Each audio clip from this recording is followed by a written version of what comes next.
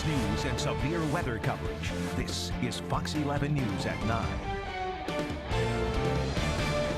The instability and violence in Iraq continues as an al-Qaeda splinter group seizes control of major Iraqi cities. Good evening and thanks for joining us tonight. Violence erupted today in Baghdad. Those are the same cities where U.S. armed forces fought to restore peace during the 8-year Iraq War. Local veterans who took part in that war are speaking out about the good that has been undone and what should be done about it. Fox 11's Bill Miston has multiple views on the new wave of violence. Military send-offs filled television screens for years. Tens of thousands of troops across the country were tasked with improving the lives of Iraqis. I enlisted in January of 2001. One of those troops was David Lehrer of Nina. Doing whatever they needed for support. Lehrer was deployed to a Marine Corps base near Fallujah in 2004. Bloody. There's no words to describe it. Despite the horrors, Lehrer says you knew what you were fighting for. For the people to have their own say in who is their leader, that was amazing. He says the Iraqi 2006 democratic elections gave him hope. It was a feeling that we've done something. But Fallujah, like many other Iraqi cities, has now fallen into the hands of Islamic insurgents. Everything I'm seeing on the media, as far as what's going on over there, it's quite disturbing.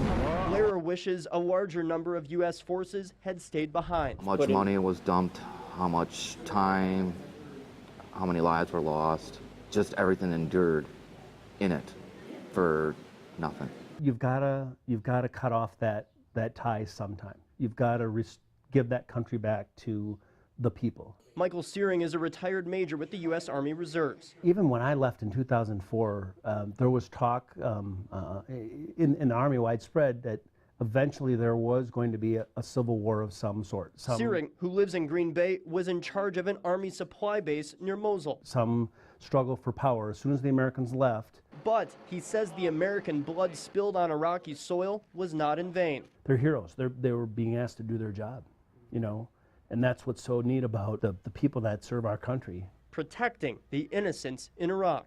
They want to live their lives like normal people. Lehrer agrees. They are just regular people like us, just stuck in the middle, and all they want to do is live their life. Now, the question is, for how long? Bill Miston, Fox 11 News. The fighting in Iraq is becoming more brutal. This as Sunni militants consolidate their gains before moving into Baghdad. Pictures posted today on a militant website appear to show masked fighters murdering hundreds of people in the cities they now control. In some cases, the victims are reportedly beheaded. And in Baghdad, a string of explosions killed at least 15 and wound more than 30. The worst, a car bomb that exploded in the city center. The White House and lawmakers are closely assessing the violence and what should be done about it. Tonight, those on both sides are speaking out. We neglected Syria for 3 years and said, not our fight, don't worry about it. We watched pooling of al-Qaeda in a way we've never seen before. Indecision caused this now ability for them to get healed, to get financed, to get trained, and launch this military strike. Certainly appears to be a military strike into Iraq. You need to have targets, you need to have a military plan, and it needs to be coordinated with the rest of your efforts. Most importantly, though, any direct military action by the United States needs to be done when we see that the Iraqi government has actually pulled itself together politically. The Obama administration ordered an aircraft carrier to move closer to Iraq yesterday. President Obama is considering airstrikes, but has said he won't put troops on the ground.